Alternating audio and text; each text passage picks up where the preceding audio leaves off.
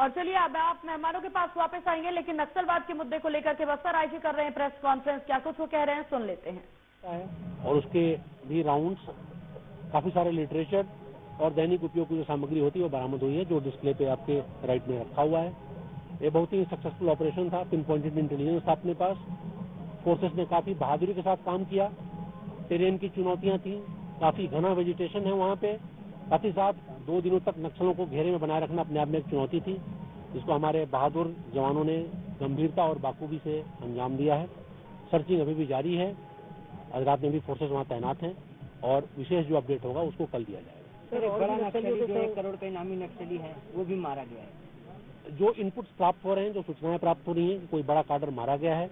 हालांकि अभी इस स्टेज पे हम उसके आइडेंटिफिकेशन के बारे में पॉजिटिवली कुछ कंफर्म नहीं कर पा रहे हैं। बाकी कुछ नक्सलियों के 100 की भी शिनाख्ती हुई है, जिससे इतना पता चला है कि ये उड़ीसा स्टेट कमेटी के अधिकांशतः लोग थे। इंदागांव एरिया कमेटी और एसडी एरिया कमेटी के कार्डर्स हैं जो मरे नक्सलियों में शामिल हैं। बाकी आइडेंटिफिकेशन जैसे ही हो जाता है हम आपको अवगत कराएंगे। आंकड़ा और भी बढ़ेगा क्या? बढ़ने की पूरी उम्मीद है। अभी भी बताया कि फायरिंग अभी भी जारी है हमारे आने से पहले, इसलिए हमारे आने में विलंब हुआ।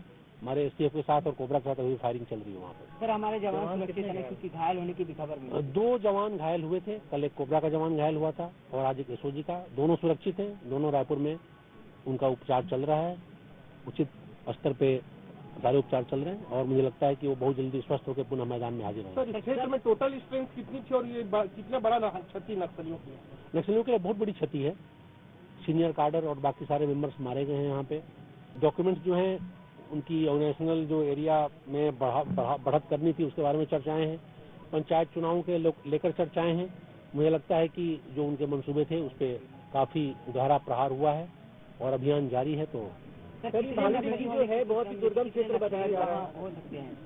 सॉरी सर, कितने नक्सली होने की सूचना मिली थी और जो संख्या है वो लगातार बढ़? सूचना जो थी 25 से 30 के बीच थी और मुझे लगता है कि ये बोलना भी मुश्किल होगा कितने मारे गए हैं, बाकियों का क्या स्थिति है। कल सर्चिंग कंप्लीट होने के बाद ही हम बता पाएंगे।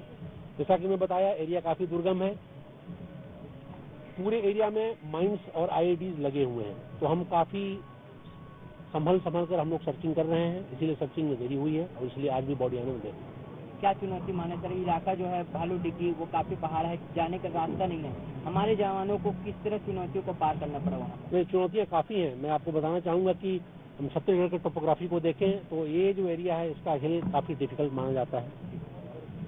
काफी घना जंगल है आसपास, मतलब ऐसा है कि हम पूरी प्रयास करके भी विजिबिलिटी हमारी दिन में भी काफी कम है। तो चुनौतियां थी, लेकिन सबसे बड़ी चुनौती थी परसों से अभी तक घेरे को इतना मजबूत बनाए रखना कि नक्सली उससे बाहर नहीं निकल पाए। मैं गर्व के साथ ये बताना चाहूंगा कि हमारे जवानों ने बखूबी इसको अंजाम दिया। कुछ इनाम वगैरह सर जवानों को इनाम जाहिर सी बात है काफी ज्यादा इनाम मिलेगा। जो भी राज्य स्तर के इनाम होते हैं, केंद्र स्तर के इनाम होते हैं, ऑपरेशन मेडल्स होते हैं, गैलेंट्री मेडल्स होते हैं, वो पुलिस मुख्यालय से उसको प्रस्तावों को मंजूर किया जाएगा। अभी डीजी साहब की तरफ से कल इनाम जारी कर दिया जाएगा जैसे ही फोर्सेस आ जाएं। अभी सारे फोर्सेस नहीं आए हैं, इसलिए इनाम का जिक्र हम नहीं करना चाहेंगे। जहां तक कार्डर्स के ऊपर इनाम है वो भी कल तक पता लग जाएगा हमें कि इसके ऊपर कितना इनाम। बस्तर के बाद ये सबसे बड़ा सफल ऑपरेशन माना जा रहा है। इसमें कुछ कोई और संकेत मिल रहे हैं सर? कुछ नाम, कुछ तो आइडेंटिटी मिल रही है, उसके अलावा और भी कोई नक्सली होने के बड़े?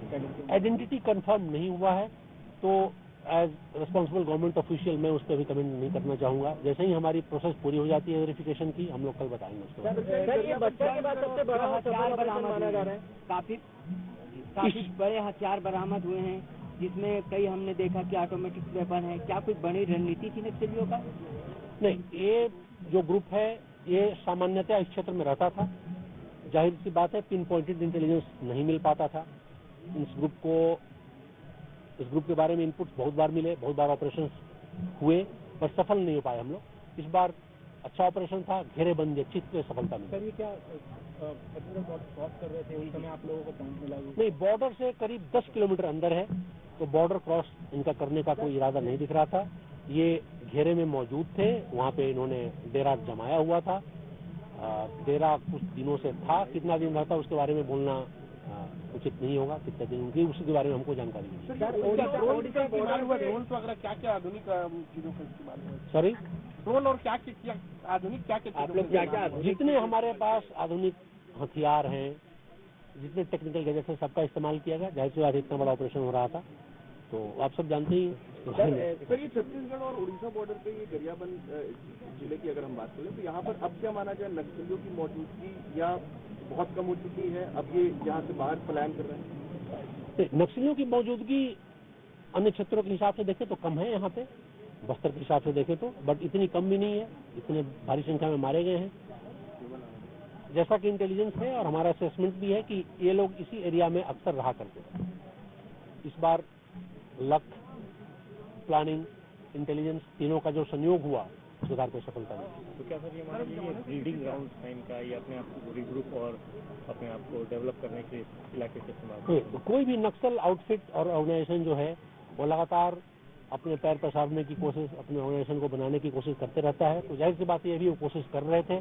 जो दस्तावेज मिले हैं, जो डॉक्यूमेंट्स मिले हैं, उस बात को प्रमाणित करते हैं।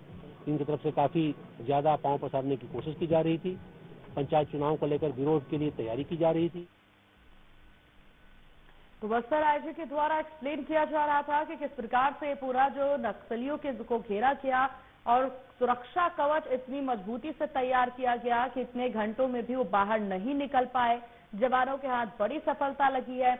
नक्सलियों के मारे जाने की संख्या और भी ज्यादा बढ़ने की संभावना भी जताई गई है और साथ ही साथ कहना कि ये ऑपरेशन इतना आसान नहीं होता है क्योंकि दिन में भी यहाँ की विजिबिलिटी काफी ज्यादा कम होती है।